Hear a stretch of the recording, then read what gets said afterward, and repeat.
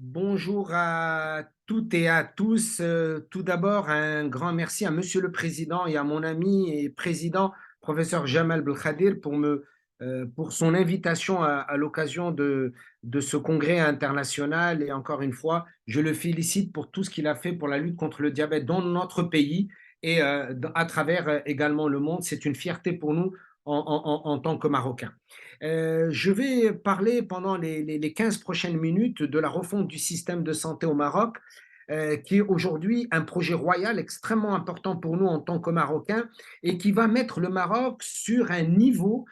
par rapport à la performance de son système de santé. Et je vais parler un petit peu donc des enjeux et des défis qui sont en cours,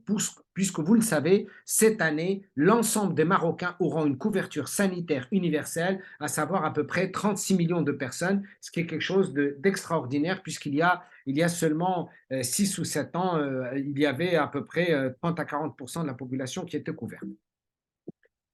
Alors, notre système de santé au Maroc est organisé de façon, j'allais dire, assez schématique en trois secteurs: un secteur public, un secteur privé à but non lucratif et un secteur privé à but lucratif. Qu'est-ce qui est important? Ce qui est important, c'est qu'en bas, vous voyez, il y avait des gens qui avaient le RAMET et des indépendants, c'est-à-dire des personnes qui n'avaient pas les moyens, qui n'avaient pas une couverture, et qui basculent vers ce qu'on appelle l'assurance maladie obligatoire, qui va concerner une bonne partie donc des Marocains, plus des mutuelles donc privées. Et tout ce groupe qui va constituer à peu près 90 à 95% de l'ensemble des Marocains aura accès aux services de santé tant public et privé, ce qui est, sur le plan social et sociétal, un gain énorme pour le Maroc, qui rentrera, entre guillemets, dans la cour des grands en matière de sécurité sociale, de protection sociale, en termes donc d'utilisation des services donc de santé. Il y a des dates clés dans cette refonte. C'est les dates clés à chaque fois, ça a été des décisions royales extrêmement importantes pour dire au gouvernement de mettre en place tous les enjeux, toutes les clés, toutes les mesures pour que l'ensemble des Marocains aient accès aux services donc, de santé, avec des dates clés depuis 2018, donc ça fait déjà un peu plus donc, de 5 ans, avec le 22 décembre 2022, important, des lois qui concerne la refonte du système de santé, la loi 06, puis 07 jusqu'à 11 22 qui ont été adoptées, et avec également la révision de la loi 08-12 qui est celle de l'ordre donc des médecins, c'est-à-dire de l'exercice de la médecine. Ça a été donc des tas de clés extrêmement importantes grâce à cette volonté royale. Alors, les défis donc de cette refonte, elles sont autour de 4 axes que je vais décrire tout à l'heure. C'est tout d'abord une gouvernance qui doit être changée tant au niveau national que régional, une forte, j'allais dire, promotion des ressources humaines pour leur valorisation, leur meilleure répartition à travers donc, le territoire, une mise à niveau donc, des infrastructures avec également un parcours de soins coordonné donc, du patient marocain au niveau donc, de toutes les régions, et un système d'information sanitaire qui permettra justement ce partenariat public-privé, cette connexion entre un centre de santé et un hôpital, ou entre un cabinet et une clinique, et entre le secteur public et le secteur privé. Tout cela avec un effort important de l'État qui met sur la table 51 milliards donc, de dirhams, à peu près donc presque 5 milliards donc, d'euros, pour promouvoir cette protection sociale avec sa composante AMO qui est d'assurance maladie obligatoire. D'ailleurs, il y a quelques semaines, hein, fin avril 2023, 5 lois ont été votées avec aujourd'hui un nouveau système national donc, de santé qui voit le jour et qui devra sur le terrain faciliter l'accès aux citoyens marocains aux services de santé dans les meilleures conditions. Pourquoi il y a eu cette refonte? Pour diverses raisons, bien entendu, parce qu'on devait améliorer l'accès, parce qu'on devait améliorer la gouvernance, parce que l'offre de soins n'était pas équitable, insuffisante, parce que les ressources humaines, on doit les valoriser et en former plus, parce que le partenariat public-privé est très important dans un système de santé, parce qu'il faut une information sanitaire intégrée entre le public et le privé, et parce qu'aujourd'hui, le citoyen au Maroc, comme d'ailleurs dans beaucoup de pays, continue à contribuer de ce qu'on appelle out of pocket de façon importante pour payer les frais donc, de santé, alors que, comme vous le savez, l'OMS dit qu'il ne faut pas dépasser 10, voire maximum 25% des dépenses de la santé out of pocket, alors que, encore une fois, dans des pays comparables au Maroc, on est plutôt entre 40 jusqu'à 60% des dépenses de santé supportées par le citoyen. Donc, ce sont toutes ces raisons qui ont mené à ce projet royal extrêmement important pour notre pays et qui est en train donc d'être mis en œuvre. Alors, tous ces éléments s'expliquent par beaucoup de changements au Maroc. D'abord, des arguments démographiques. Le Maroc a changé, la population marocaine a vieilli, 15% de la population aura plus de 60 ans en 2030 et à peu près 25% en 2050. Et ce qui joue un rôle extrêmement important d'un point de vue épidémiologique, puisque l'augmentation donc des maladies non transmissibles. Et à propos de ces maladies non transmissibles, il faut savoir que ça représente 80% de l'ensemble donc des décès au Maroc. Et en ce qui vous concerne, vous les spécialistes du diabète, sachez qu'au Maroc, la prévalence est à peu près donc de 10%, mais également l'hypertension qui est à peu près de 30% et l'obésité à peu près de 21%, avec une morbidité globale au Maroc, c'est-à-dire des ménages d'à peu près 13%. Donc une transition démographique, une transition épidémiologique qui explique que l'utilisation des services de santé doit changer, l'utilisation des services de santé doit être plus équitable entre le public et le privé, entre le rural et l'urbain et entre les différentes générations de l'enfant au sujet adulte. Et c'est aussi une des raisons de cette refonte. Il faut également bien comprendre que dans le contexte marocain, aujourd'hui, une bonne partie donc des citoyens, lorsqu'elle a les moyens, va recourir d'abord et avant tout au secteur privé. Et donc d'abord le cabinet médical, puis ensuite, comme vous voyez, 42%, puis ensuite l'hôpital public, ensuite le dispensaire et ensuite donc la clinique. Donc, ce système de santé, aujourd'hui, il est basé sur deux axes majeurs. Un axe qu'il faut renforcer et promouvoir, c'est le secteur public, mais également le secteur privé qui joue un rôle important, particulièrement dans les grandes villes, dans le contexte marocain, comme le constate donc cette diapositive. De la même manière, l'importance de donner plus de rôle aux médecins généralistes. En diabétologie, vous les endocrinologues, vous le savez très bien que sur les 3 millions donc, de diabétiques, par exemple, dans le contexte marocain,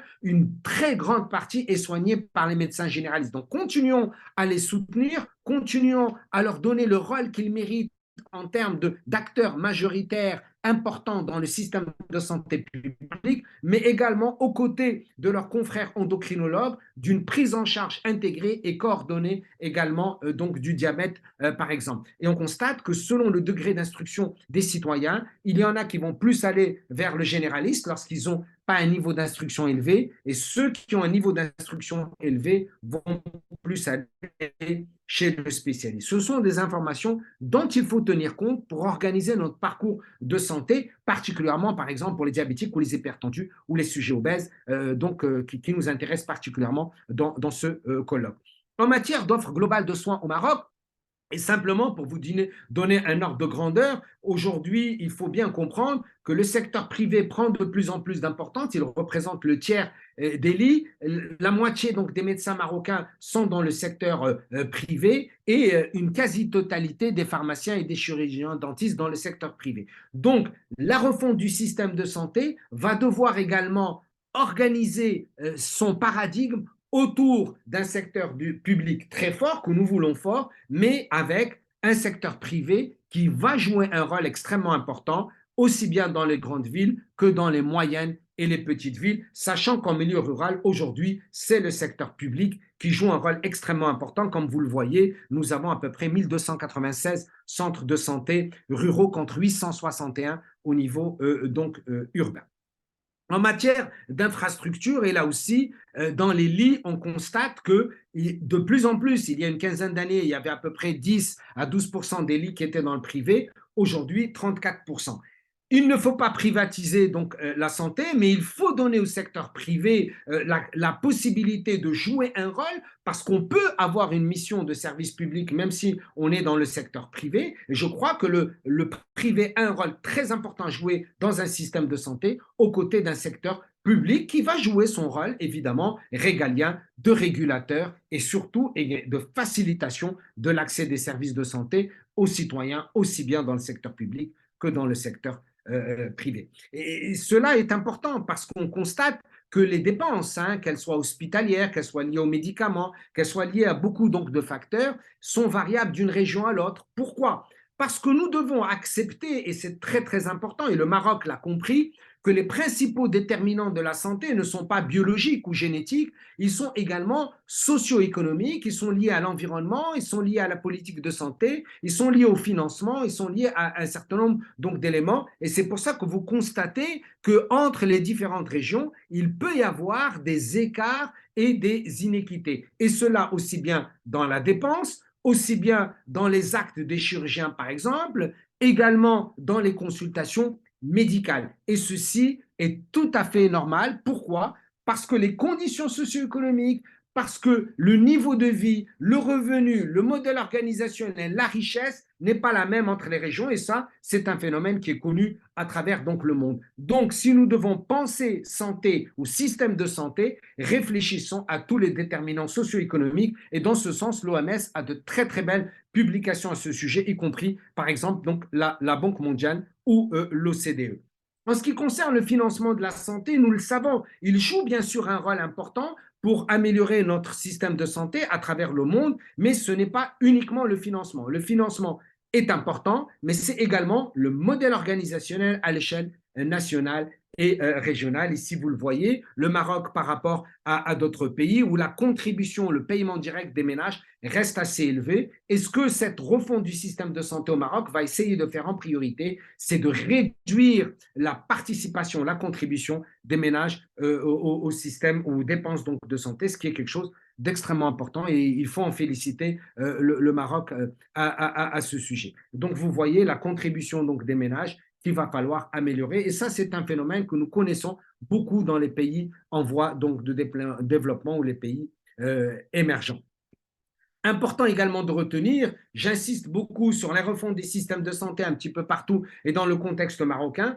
pour vous montrer également le rôle du secteur privé. Vous le voyez, à peu près 70% donc des dépenses courantes vont aller vers le secteur privé lorsque quelqu'un a une assurance maladie. Et c'est pour ça qu'il est important d'avoir deux piliers dans un système donc de santé, qu'ils soient tous les deux contributoires à l'amélioration de la santé des citoyens, pour ceux qui ont les moyens et ceux qui n'ont pas les moyens, de façon équitable et de façon ubiquitaire à travers donc le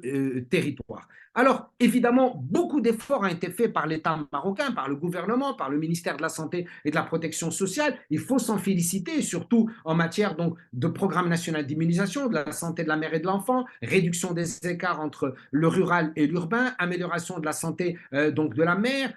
infrastructure hospitalière, politique de médicaments. Mais il y a encore beaucoup de choses qui doivent être réalisées et c'est pour ça que cette refonte du système de santé est importante pour nous en tant que Marocains, que nous soutenons évidemment les efforts du gouvernement et du ministère de la Santé et de la Protection sociale pour le réaliser parce qu'il va donner un saut qualitatif extrêmement important à notre système de santé, le rendre plus performant dans ses dimensions publiques et privées et dans ses dimensions généralistes et spécialistes, mais également dans ses dimensions réduction des dépenses de santé par les citoyens. Alors, la dépense, vous le voyez, par exemple, dans l'assurance maladie au Maroc, que la majorité donc, des dépenses reviennent à 5 pathologies, dont une qui vous concerne, vous les endocrinologues, à savoir donc le diabète. Quand vous prenez le diabète, vous prenez l'hypertension, l'insuffisance rénale ou les tumeurs, eh bien cela représente la majorité des dépenses donc, de santé, parfois pouvant aller jusqu'à 3/4 donc, des dépenses de santé dans certaines situations, mais en tout cas au moins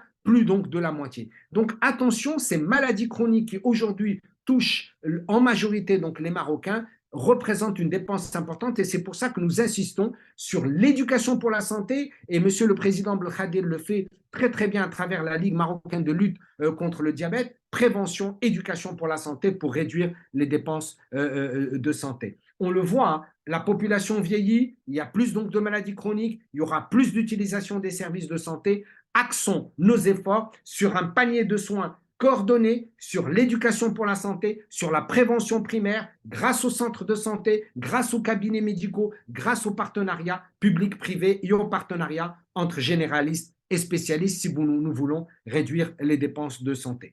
Et cela est important parce qu'aujourd'hui, le parcours de soins doit être plus coordonné. Les patients ne doivent pas aller voir X médecins. Il faut qu'ils aient un parcours de soins qui soit intelligent, qui soit coordonné et qui soit simple pour réduire les dépenses en santé parce que les études montrent qu'il y a un parcours qui est parfois malheureusement donc stochastique qu'il va falloir coordonner et organiser. Et d'ailleurs, la refonte du système de santé au Maroc tient compte de cela et il faut s'en féliciter. Alors la refonte, et je vais terminer par cela, elle a quatre axes majeurs dans le contexte marocain. Ce projet de loi 622, regardez, ces quatre piliers essentiels, c'est d'abord et avant tout valoriser les ressources humaines. On ne peut pas refondre un système de santé sans donner une nouvelle dimension, sans donner plus encore donc de moyens de valorisation aux ressources humaines, que ce soit les médecins, les infirmiers, les administratifs, du secteur public et du secteur privé. Et je crois que cette refonte en tient compte, c'est une excellente chose.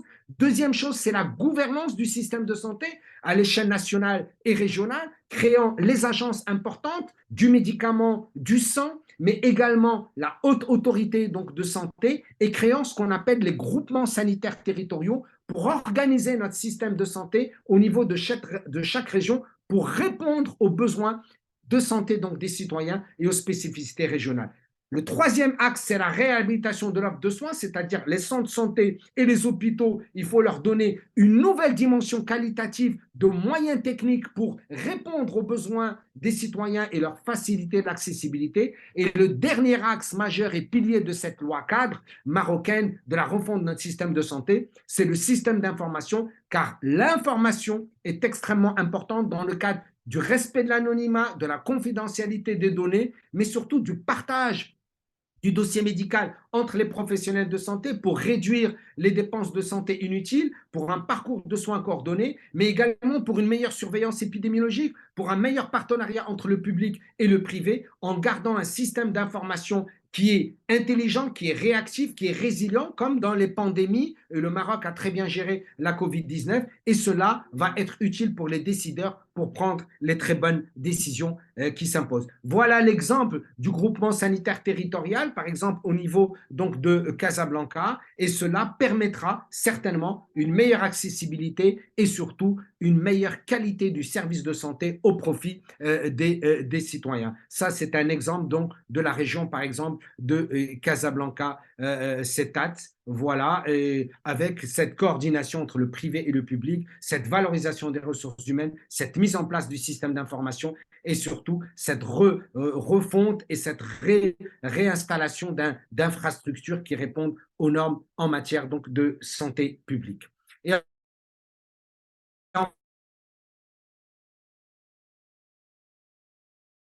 parcours donc de soins entre le public et le privé et vont jouer le rôle de l'État au niveau régional. Et je crois que c'est une excellente chose qu'a fait le gouvernement marocain et le ministère de la Santé et de la Protection sociale. Il faut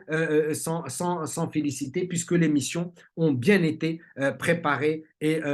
organisées, que ce soit des missions de santé publique, des missions de soins, des missions donc de formation, mais également des missions de recherche, d'expertise et d'innovation. Et cela, c'est quelque chose qu'il faut absolument souligner, en dehors, bien entendu, de l'organisation administrative. En conclusion, et j'espère que je n'ai pas dépassé mon temps, Monsieur le Président, ce chantier royal est un chantier sociétal important pour notre pays et qui fera en sorte que le Maroc donnera à l'ensemble de sa population une couverture sanitaire universelle lui permettant, dans le cadre d'un droit fondamental, la Constitution marocaine assure ce droit fondamental à l'ensemble des citoyens, accès aux services de santé et se faire soigner, quel que soit son revenu, quel que soit son statut, quel que soit son milieu